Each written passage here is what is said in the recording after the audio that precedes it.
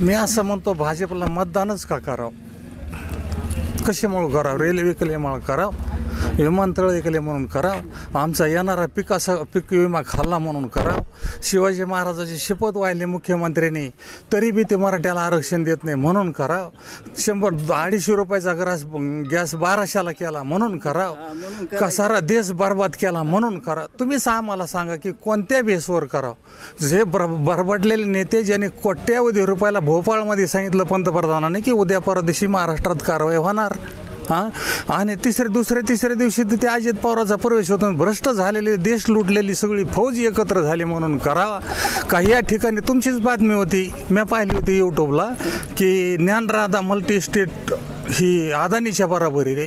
मग अशा तुम्ही बातम्या करतात म्हणून करावं का, किंवा तुम्ही हे असे लोक लुटणाऱ्याला पाठीशी घालता म्हणून करावं. कुठल्या बेसवर मतदान